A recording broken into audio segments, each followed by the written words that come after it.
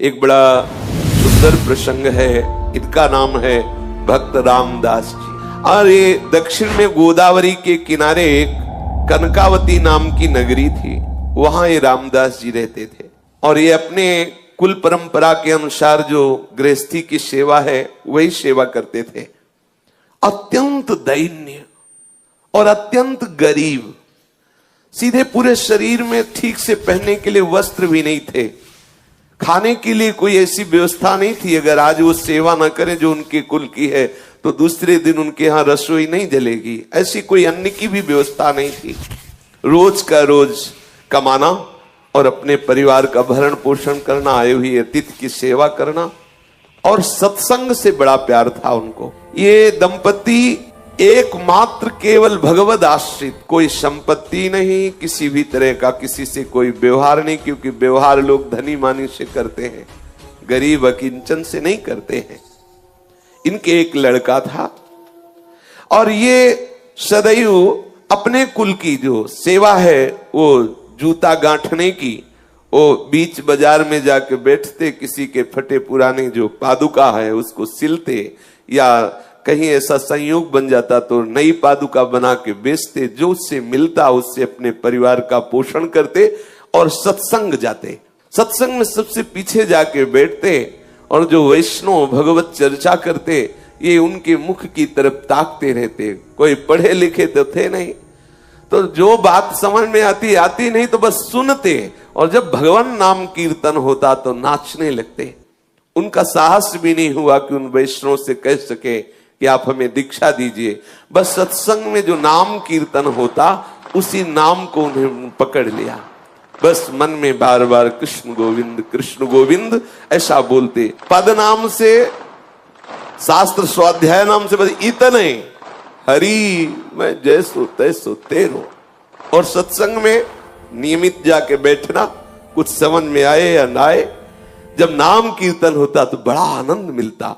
और वही कृष्ण कृष्ण गोविंद गोविंद हरि हरि, और बीच बीच में आ भर के हरि मैं जैसो तैसो तेरो, मैं जैसा हूं वैसा आपका हूं, मैं जैसा हूं हे हरि आपका हूं।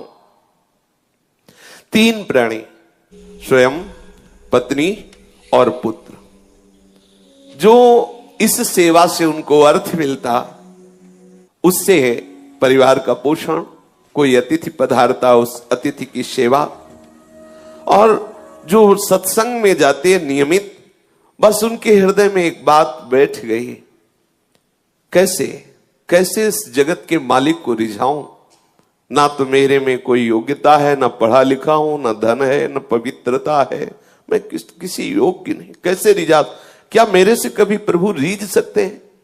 बिल्कुल अनपढ़, कोई शास्त्र का ज्ञान नहीं, कोई पवित्रता का ज्ञान नहीं, कोई पद्धति का ज्ञान नहीं। आप देखिए, प्रभु केवल भक्ति से प्रसन्न होते, जानते भी नहीं हो कि भक्ति किसे कहते हैं। आगे इनके प्रसंग में देखिएगा, एकदम भोले भाले, जानते भी नहीं कि भगवान की कोई भक्ति भी होती, बस सत्संग में पहुंच जाना। जैसे सत्संग हो रहा है, पहली बार गए, बैठ गए, अच्छा लगा। अब वो बीच बीच में जैसे जूता गांठ रहे तो बीच बीच में एकदम रुक जाते और पुकार उठते, हरि मैं जैसो तैसो तेरो, हरि मैं जैसो तैसो तेरो। कैसी बढ़िया बात, इससे बढ़कर कोई बात ही नहीं, कोई बात ही नहीं। मैं जैसा हूं आपका हूं हरि, मैं आपका हूं जैसा। बस बार बार कृष्ण गोविंद कृष्ण गोविंद कृष्ण गोविंद, बीच बीच में आह भर कर हरि मैं जैसा हूं आपका हूं, हरि मैं जैसो तैसो तेरो। ये बात उनको इतनी प्यारी लगी, हरि मैं जैसो तैसो तेरो। अब ये इसी को गुनगुनाते, सदैव इसी को गुनगुनाने लगे, हरि मैं जैसो तैसो तेरो। निरंतर इस पंक्ति को गुनगुनाना और वो अपने कार्य को करना। उनके हृदय में इस पंक्ति का मर्म उतरा, तो वो बार बार इसी का गान करते हुए, इसी का चिंतन करते हुए इसके मर्म को प्राप्त हो गया। मर्म को प्राप्त होने का मतलब भगवत संबंध हृदय में आ गया। मैं हरि का हूं, हरि मैं जैसो तैसो तेरो। ये पंक्ति गुनगुनाना सचमुच चमत्कार हो गया। उसके मन की स्थिति का परिवर्तन इस सूत्र ने कर दिया। हरि में जैसो तैसो तेरो। रामदास जी का एक विशुद्ध सरल भाव, हरि में जैसो तैसो तेरो। कभी कभी वो आंसू बहाते हुए ये गान करने लगते, हरि में जैसो तैसो तेरो। अब एक दिन की बात कि एक चोर मंडली किसी धनी मानी भक्त के घर में गए, जो गृहस्थ भक्त होते हैं, खूब धन संपदा थी। तो उनके यहां शालीग्राम भगवान सिंहासन में थे, और सिंहासन स्वर्ण का था, छत्र भी स्वर्ण का। तो चोरों ने सब कुछ चुराया, सिंहासन छत्र सहित शालीग्राम भी चुरा लिए। तो सिंहासन और छत्र तो बेचने के काम में आ गया, शालीग्राम भगवान उनके किस काम के। तो उसने स्वाभाविक, जिसके बट में पड़े थे सिंहासन और छत्र, और भी सब सामग्रियां थी जो आपस में बांट ली थी। उस चोर ने विचार किया कि ये पत्थर हमारे किस काम में आएगा। तो जा रहा था तो देखा बाजार में वो जूता गांठ रहे थे रामदास जी। भाव में बार बार ऐसे गांठते गांठते रुक जाते और कहे, हे हरि मैं जैसो तैसो तेरो। कैसी रसमयी स्थिति, आहा।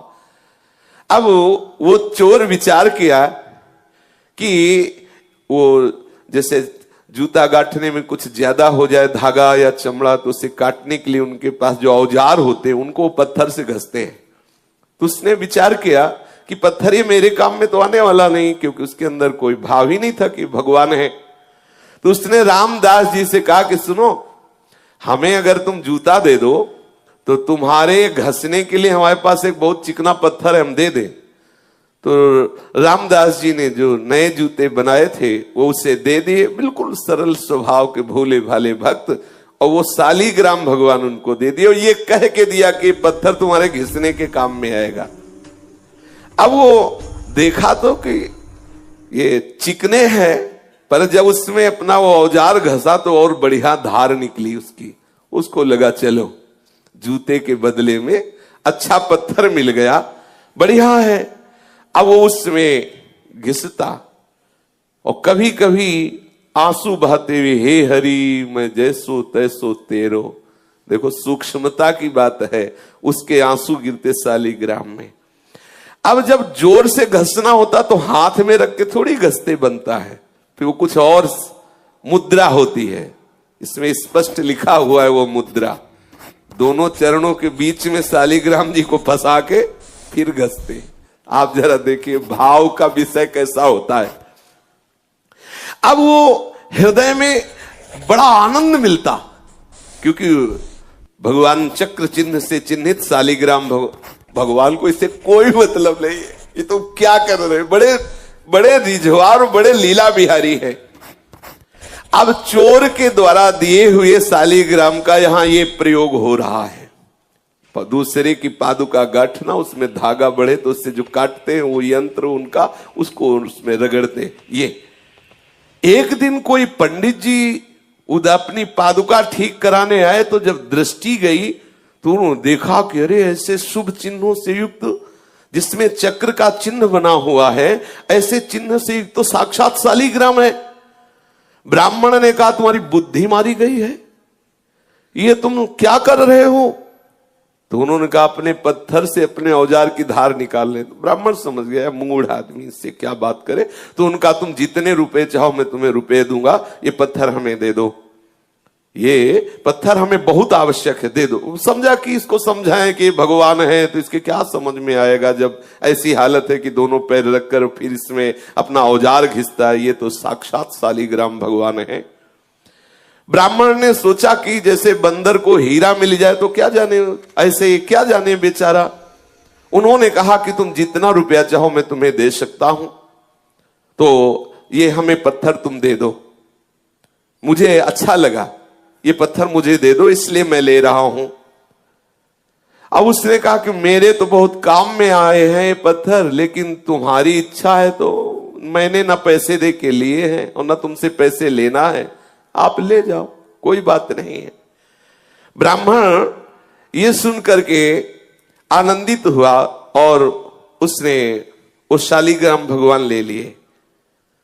ब्राह्मण से कहा कि जो मैं मेहनत करता हूं जूता गांठ करके, उससे जो मिलता है मेरे परिवार का, उससे भरण पोषण होता है, मुझे इस पत्थर के बदले में कोई धन नहीं चाहिए, ले जाओ। कोई मुझे हवेली नहीं बनवानी, कोई मुझे सुख पूर्वक नहीं रहना, क्योंकि अगर सुख पूर्वक रहूंगा तो मैं भूल जाऊंगा प्रभु को।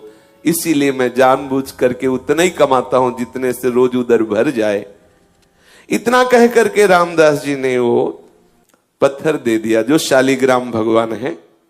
पंडित जी ने देखा दुर्लभ सद्गुणों से युक्त तो शालिग्राम, बड़े आनंदित हुए, घर में आए, सुंदर जल से दुग्ध से अभिषेक कराया, सुंदर सिंहासन में विराजमान किया, षोडशोपचार मंत्रों से पूजन किया और ये विचार किया कि भगवान मेरी इस चेष्टा से प्रसन्न होंगे, क्योंकि वहां क्या सुख पा रहे थे और यहां हम उनको क्या सुख पहुंचा रहे। मंत्रों से उच्चारण करना, पंचामृत से स्नान कराना, तुलसी जी ऊपर विराजमान करना, आदि आदि जो पद्धति से सेवा पूजा है। अब पंडित जी की इस प्रकार की सेवा पूजा से ठाकुर जी असंतुष्ट हो गए। अब लियो, कैसे न जाने कौन से गुण पर दया निधि रीझ जाते हैं। आहा, पंडित जी पूरी पूजा विधि जानते थे, पर हृदय से प्रभु के प्रति अपनापन नहीं था, भक्ति नहीं थी, प्रेम नहीं था। और ये अब आप समझ लो किस कोटि के भक्त है, कुछ ज्ञान ही नहीं है, परंतु इनके हृदय में है कि मैं प्रभु का हूं, प्रभु मेरे हैं। कभी कभी आंसू बहाते तो वो आंसू जो शालिग्राम भगवान के ऊपर गिरते, उससे बड़ा पंडित जी का पंचामृत नहीं।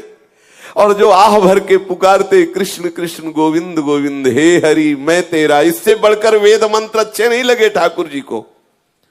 ठाकुर जी ने स्वप्न में एक वैष्णव का रूप धारण किया और उन ब्राह्मण से कहा कि तुम सीधे हमको उन रामदास के पास पहुंचा दो। हाँ, कहा कि ये तुम्हारा षोडशोपचार पूजन, ये पंचामृत अभिषेक और ये तुम्हारा सिंहासन में विराजमान करना मुझे बिल्कुल अच्छा नहीं। मुझे उसकी सूखी रोटी और आह भरी पुकार ने खरीद लिया है, मुझे वहीं पहुंचाओ। अब जब स्वयं स्वप्न में भगवान ऐसा आदेश कर रहे हैं तो उसके तो होश उड़ गए ब्राह्मण के, कि हम तो जिसे समझते थे कि वो तो अनपढ़ है, गंवार है, प्रभु इतना उसे प्यार करते हैं। अब हाथ में सुंदर वस्त्र पर शालिग्राम भगवान को लिया और भगवान से कहा कि आपको पता है कि आपके ऊपर वो औजार घिसता है, चंदन तिलक लगाने की बात जाने दो, सिंहासन में विराज वाले पैर रख के आप पे औजार घिसता, तुमको वो पसंद है। और ये षोडशोपचार पूजन, पंचामृत से स्नान, ये सब। प्रभु ने कहा जब वो आंसू बहाते हुए नाम बोलता है ना, कृष्ण गोविंद हे हरि मैं तेरा, मुझे इतना सुख मिलता है कि वेद मंत्रों से मुझे सुख नहीं मिलता। और जब वो मेरे ऊपर पैर रखता है तो मुझे ऐसा लगता है वो आत्मसमर्पण कर रहा है पूरा। यही है, इनसे कौन पार पावे।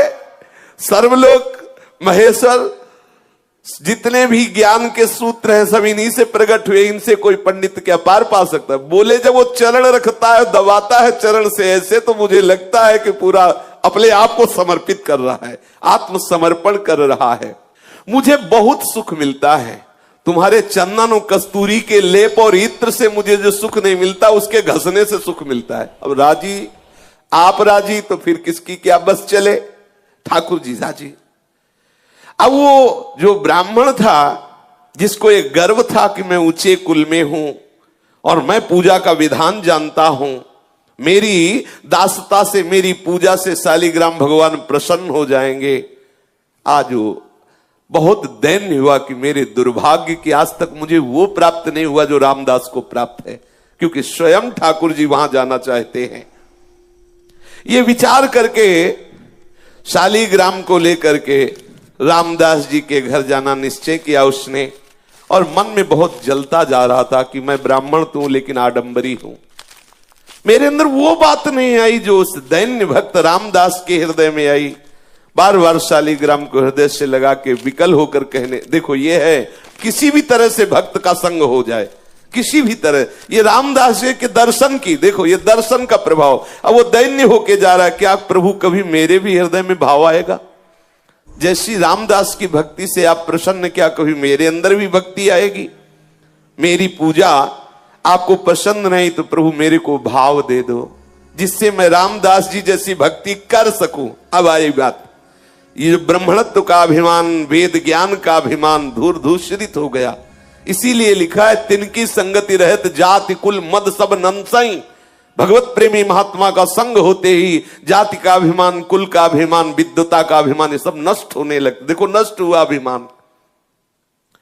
अब वो डरा हुआ सा ब्राह्मण शालिग्राम भगवान को एक कपड़े में रख करके रामदास जी के घर आया और देखा तो होश उड़ गए। रामदास जी के आंखों से आंसू चल रहे हैं, बार बार मुख से निकल रहा है, हरि मैं जैसो तैसो तेरो, हरि मैं जैसो तैसो तेरो।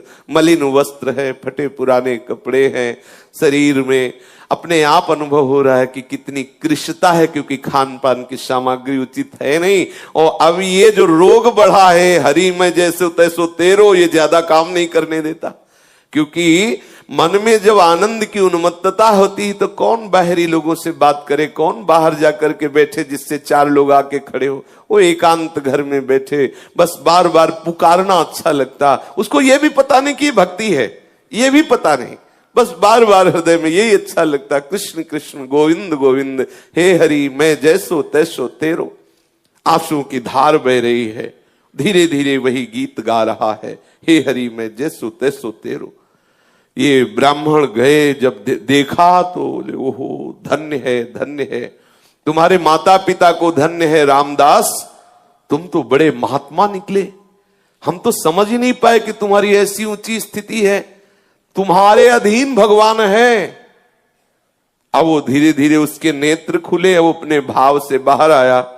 तब उन्होंने कहा कि ये जिन पर तुम पत्थर समझ करके अपना औजार घिसते थे, औजार नहीं, मैं उस समय बताया नहीं, ये साक्षात शालिग्राम भगवान है, त्रिभुवनपति स्वरूप में विराजमान है, सारे विश्व के स्वामी हैं, घट घट में विराजमान है, सबकी गति है, सबके आश्रय है, इनके शरणागति होने से जीव बंधन मुक्त हो जाता है। तुम्हारी सरलता, तुम्हारे प्रेम से रीझ गए हैं। जब मैं इनको ले गया, इनको पंचामृत से अभिषेक किया, वैदिक स्तोत्रों द्वारा इनकी स्तुति की, इनकी सेवा की, इनको भोग लगाया सब, लेकिन इनको पसंद नहीं आया। इनको तुम पसंद आए। मेरे स्वप्न में एक वैष्णव रूप धारण करके आए और मुझे ऐसा आदेश किया कि मुझे रामदास जी के पास भेज दो। वो रो पड़ा कि मैं तो महान पापी हूं।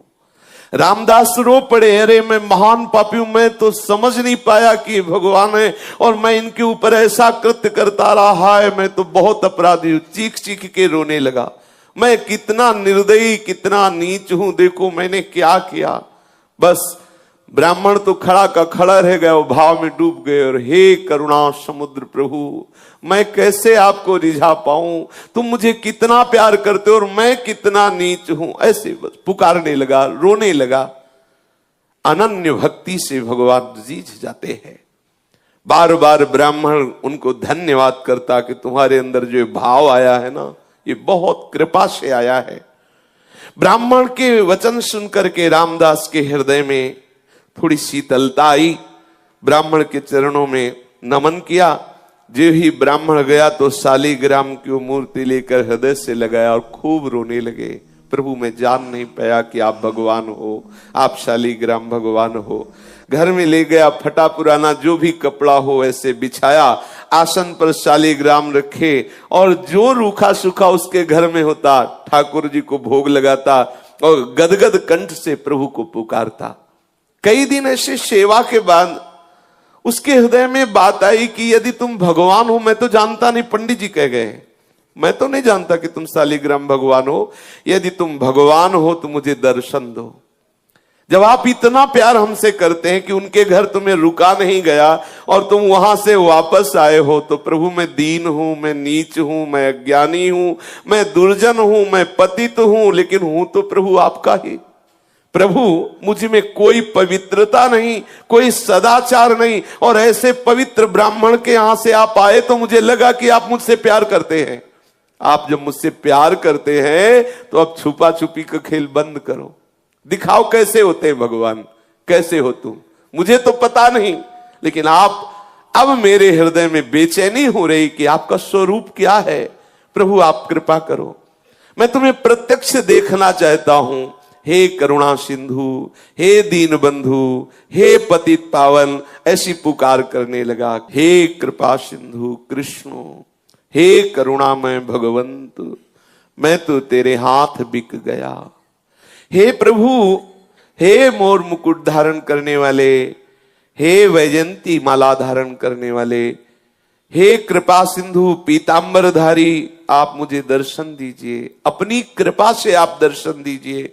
मैं तो पतित हूं, नीच हूं, पर शरणागत हूं, शरण गए की लाज रखिए प्रभु। अब मेरे हृदय में बड़ी विकलता हो रही, मैं आपका दर्शन चाहता हूं। रामदास रो रो करके प्रभु से प्रार्थना करने लगा। ऐसा प्रेम समुद्र उमड़ा कि सब कुछ भूल गया, बिहल बिकल होकर के। ये विकलता प्रभु को खींचती है, उस अव्यक्त सत्ता को व्यक्त करती है। ये विकलता है, यही है, पर माया का पर्दा उड़े हुए है। जब हम ऐसे विकल हो जाए, जैसे मछली जल के बिना तड़पती है, ऐसे हमारे अंदर विकलता हो और रहा नहीं जा रहा। देखो कैसी स्थिति आ गई, अब जिया नहीं जा रहा, विकलता हो गई। चीख चीख करके अपने घर में रो रहा है। शालिग्राम ठाकुर जी सामने हैं, रो के कह रहा मुझे दर्शन चाहिए। सब भूल गया। कभी कभी तो ऐसा भाव आ जाता कि नाच नाच के रिझाता कि मेरे नृत्य से रिझ जाओ। कैसी शोभा, फटे पुराने कपड़े हैं, कृष्ण शरीर है, और भाव में भीना हुआ सामने एक कपड़े में विराजमान शालिग्राम नाच नाच के, ये भाव की इसी नृत्य से रिझ जाओ प्रभु। मुझ गरीब के पास तो कुछ रिझाने के लिए नहीं है। कभी रो रो के प्रभु मेरे रोने से रिझ जाओ। ऐसी भावना से वो विकल होकर प्रभु से पुकारने लगा। अब तो प्रेम के जो अष्ट सात्विक भाव हैं उसके हृदय में उदय होने लगे। कभी हंसता, कभी रोता, कभी चुप शांत बैठ जाता, कभी गान करता, कभी हे हरि मैं जैसो तैसो तेरो, ऐसा पुकार उठता। उसके हृदय में इतनी जोर से लालसा जागी कि प्रभु का वियोग इससे असह्य हुआ और प्रभु को असह्य हो गया अब रुकना। ये है भक्त की सामर्थ। असह्य हो गया प्रभु को भी रुकना। अब प्रभु नहीं रुक सकते, विकलता हो गई।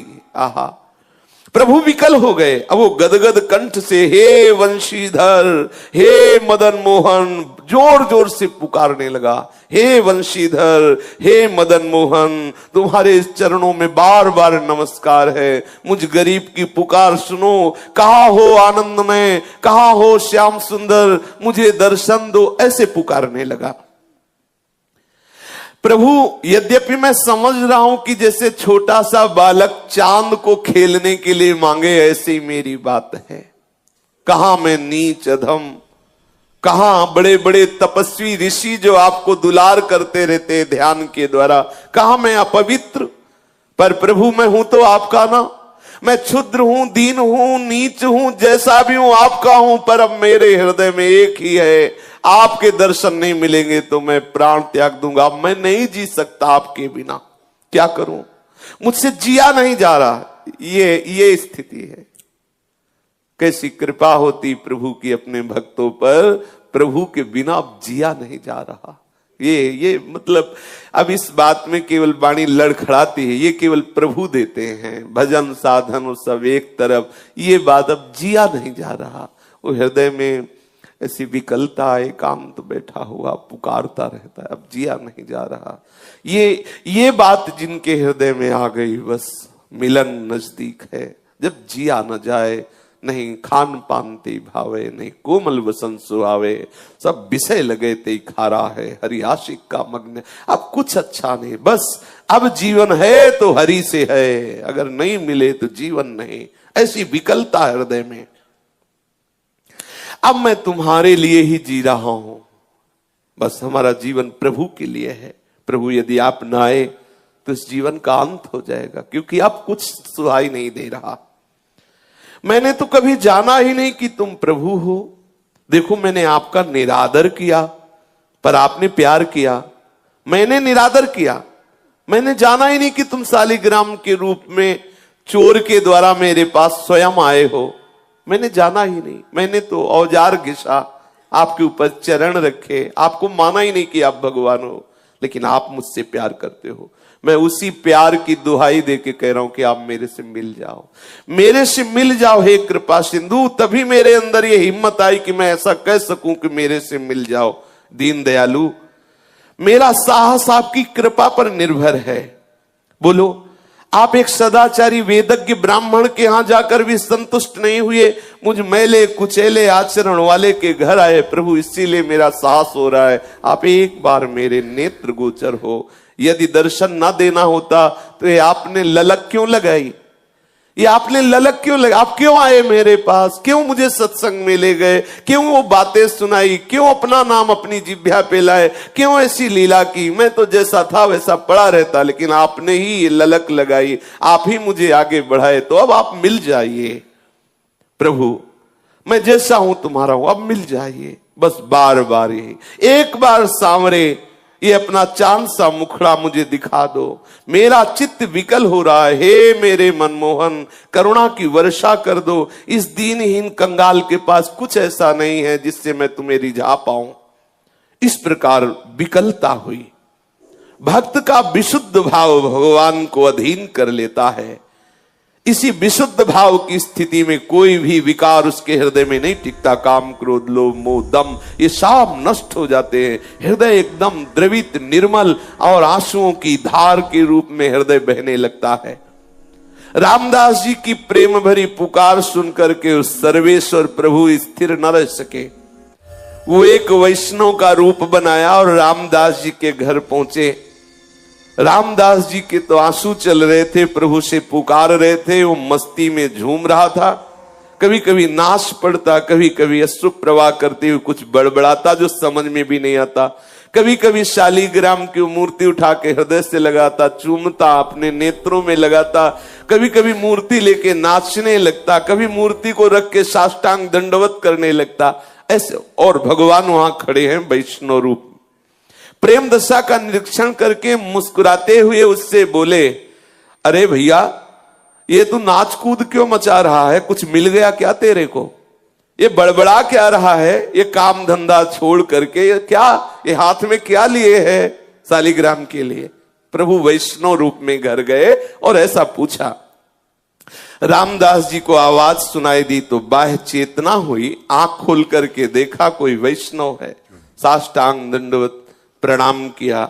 सामने देखा दिव्य मूर्ति, द्वादश तिलक लगाए हुए कोई वैष्णव खड़ा है। विनीत भाव से हाथ जोड़कर कहा, प्रभु मैं तो महामूर्ख और अपवित्र नीच प्राणी हूं, मेरे से अपराध ही बनते रहते। मैं क्या आपके प्रश्नों का जवाब दूं कि मैं किसको लिए हूं, क्या बड़बड़ा रहा हूं, क्या बोल रहा हूं? मन का कुटिल हूं, विद्या बुद्धि बिल्कुल है नहीं, पवित्रता का तो लेश नहीं है। पर ये जब से मिले, शालीग्राम दिखाया और कहा, ये जब से मिले तब से मेरे हृदय में कुछ हो रहा है, बेचैनी हो रही, मुझसे अब जिया नहीं जा रहा। वैष्णव ने कहा कि तुम इन्हें भगवान समझकर पूजते हो? हाँ हाँ भगवान है, ऐसा ब्राह्मण ने बताया है। इसीलिए मेरे अंदर एक आकांक्षा हो गई कि मैं भगवान को साक्षात देखना चाहता हूं। मुझे दर्शन नहीं हुए। मुझे लगता है कि मुझे पूजा विधि नहीं आती है, कोई मंत्र आदि नहीं आता। जैसा मन में आता वैसे सेवा करता हूं, जो मन में आता वैसा बोलता हूं। क्या दीन दयालु प्रभु मेरे पे रीझ जाएंगे? ओ वैष्णव से ऐसा रामदास जी पूछते हैं। रामदास जी ऐसा कहते कहते चिल्ला चिल्ला कर रोने लगे कि मुझे न पूजा विधि आती, न वस्तु पूजा की है, न कोई शास्त्रों का ज्ञान है। क्या प्रभु मेरे से रीझ जाएंगे? वैष्णव वेशधारी भगवान ने आश्वासन दिया और कहा कि भाई ये तो ठीक है जो तुम कर रहे हो, लेकिन भगवान के दर्शन की बात तुम्हारे हृदय में आई, ये ठीक नहीं है। और भगवान ये वैष्णव रूप में आए। अरे बड़े बड़े देवता, योगी, मुनिजन कितने काल तक तपस्या करते हैं, ध्यान धरते हैं, समाधि में रहते हैं, वो दर्शन नहीं पाते, तो तुम जैसे मनुष्य को कैसे भगवान दर्शन देंगे? मेरी बात मानो, ये दर्शन की बात तो छोड़ो और अपना काम धंधा करो, थोड़ी देर भजन साधन कर लिया करो जैसे कर रहे हो। वैष्णव के इन वाक्य को सुनकर के मानो रामदास का हृदय फट गया हो। उनकी आंखें खुली की खुली रह गई। आह भरकर तो क्या मुझे भगवान नहीं मिलेंगे? आह, ये प्रीति है। यही भगवान देखना चाहते कि कैसा मेरे भक्त में मेरे मिलन की व्याकुलता होती है। आंखें खुली की खुली रह गई। वैष्णव कह रहे हैं भगवान का दर्शन बड़ा दुर्लभ है। योगी मुनियों के समाधि भाव को प्राप्त महात्माओं के ध्यान में भी जो नहीं आते, वो मुझ जैसे नीच को कैसे दर्शन देंगे? बात ठीक कह रहे ब्राह्मण देवता, वैष्णव देवता। वो विकल हो गए, आंसू गिराने लगे और कहने लगे, देव आपका कहना सत्य है, मैं बिल्कुल अधिकारी नहीं हूं कि मुझे भगवत साक्षात्कार, पर क्या करूं, अब मुझसे जिया नहीं जाता। ये खास बात है, जिया ना जाए प्रभु के बिना, रहा ना जाए। मैं नीच हूं, पापी हूं। मेरे पाप और नीचता को देखने पर लगता है कि कभी भगवान मुझे नहीं मिलेंगे। पर प्रभु पता नहीं, मेरे हृदय में एक आनंद की लहर उठती है। ऐसा लगता है प्रभु मिलेंगे, ऐसा लगता है प्रभु मिलेंगे, क्योंकि मेरे हृदय में ऐसा आता है प्रभु मुझे प्यार करते हैं। ऐसा लगता है मेरे को, यद्यपि मैं किसी योग्य नहीं हूं, पर हृदय में ऐसा लगता है प्रभु मिलेंगे। ऐसा लगता है ये दया के समुद्र प्रभु मुझे जरूर दर्शन देंगे, मुझे ऐसा लगता है। जैसा रूप रंग उनका हो, जैसा उनका शास्त्रों में वर्णन किया गया हो, जैसे सुहागिनी स्त्री केवल अपने पति को ही देखती है, ऐसे ही हे वैष्णव देवता, मेरा हृदय केवल केवल प्रभु के लिए है। अब बिना दर्शन किए मुझे चैन नहीं। मेरे हृदय में लगता है कि वो मुझे मिलेंगे। मेरे स्वामी बड़े करुणा सिंधु, तुम भले ऐसा कह रहे हो, चाहे जो कुछ हो मुझे दर्शन मिलेंगे, और ऐसा कह के नाचने लगा, मुझे मिलेंगे, अवश्य मिलेंगे। यही बार बार सत्संग में जैसे कहते, निश्चय करो इसी जन्म में भगवत प्राप्ति होगी। कोई आके कहे तो इस बात से मत टलना, मुझे इसी जन्म में प्रभु मिलेंगे। आपका ये बार बार चिंतन निश्चय प्रभु को विवश कर देगा और वो आपसे प्रभु का मिलन हो ही जाएगा। रामदास जी नाचने लगे, फिर विकल होकर के पुकारने लगे, और प्रभु खड़े हुए देख रहे हैं उसकी भावदशा को, जैसे सुतीक्ष्ण जी की भावदशा को भगवान श्री राम छुप करके देख रहे हैं। मीठे स्वर में फिर बोले, वैष्णव स्वरूप भगवान, बेटा रामदास तेरा जीवन धन्य है। देख, मैं वैष्णव भेष में तेरे को देखना चाहता था कि तू मेरे प्यार में कितना विकल है। देख, मेरे को देख। जब ऐसा कहा तो आंख खोल के देखा तो वैष्णव नहीं थे, वो वैष्णव के आराध्य देव थे भगवान श्याम सुंदर। अनंत अनंत कोटि सूर्यों जैसा प्रकाश जिनकी श्री चरण नख से प्रकाशित हो रहा था, अचानक आंख खुलते आंख मुंद गई, इतना तेज। उसने देखा कि मदन मोहन त्रिभंगी लाल बंशी अधरों पर धारण किए हुए ललित त्रिभंगी स्वरूप से बड़े आनंद मुद्रा में विराजमान है, और रामदास जी की ऐसा सुंदर रूप। वो तो आनंद समुद्र में डूब गया कि अभी तक मेरे से भगवान ही बात कर रहे थे। रोज मिलते रोज वैष्णव जनों को, आप भी पहचानना, किसी न किसी रूप में आके वो ठिठोलिया करता है, किसी न किसी रूप में आके वो रोज मिलता है। पकड़ना, रोज परीक्षा करो, कहीं इस रूप में मेरे प्रभु तो नहीं आ गए, कहीं इस रूप में मैं चूक न जाऊं, मेरा प्रीतम किसी। यही तो वैष्णवता है, सब रूपों में झांकना। मेरा प्रीतम आया है इस रूप में, आप निश्चित देखना एक दिन वो पकड़ जाएगा।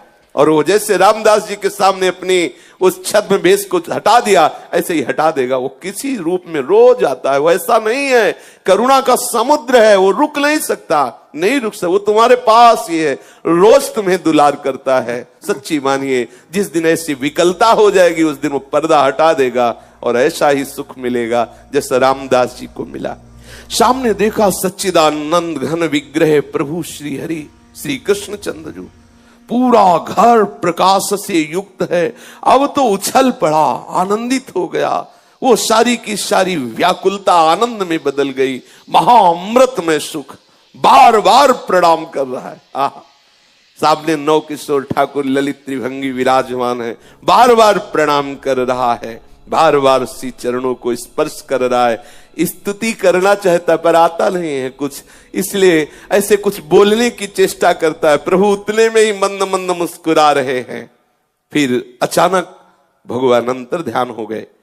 अब तो पुनः दर्शन के लिए छटपटाने लगा, भूमि पर लौटने लगा, बड़ी ही तन्मय स्थिति हो गई। योग वियोग की सानंदमयी अवस्था में डूबा हुआ निरंतर, कभी देख रहा है भगवान उसके समीप है, कभी देख रहा अंतर ध्यान, ऐसी विकलता। एक बार दर्शन होने के बाद फिर कभी ऐसा नहीं होता कि प्रभु नेत्रों से उजल हो जाए, बस जाते हैं नेत्रों में। ऐसी ही आनंदमयी स्थिति में उसका शरीर पूरा हुआ और वो नित्य पार्षद स्वरूप धारण करके प्रभु की नित्य सेवा में उपस्थित हो गया। इसीलिए देवर्षि नारद जी कहते हैं कि भगवत प्राप्ति के लिए, भगवत मिलन के लिए कोई ऐसा नहीं कि आप उच्च कुल में जन्मे हो तो ही भगवान मिले, या वेदों के पारंगत विद्वान हो, या बड़े दानी हो, तपस्वी हो, आदि आदि हो तो तुम्हें प्रभु मिले। प्रभु केवल केवल अपने भक्ति भाव से मिलते हैं। हृदय में प्रभु के प्रति अपनापन हो और तड़पन हो तो निश्चित प्रभु मिल जाएंगे। शेष चर्चा आगे। श्री राधा वल्लभ लाल की जय।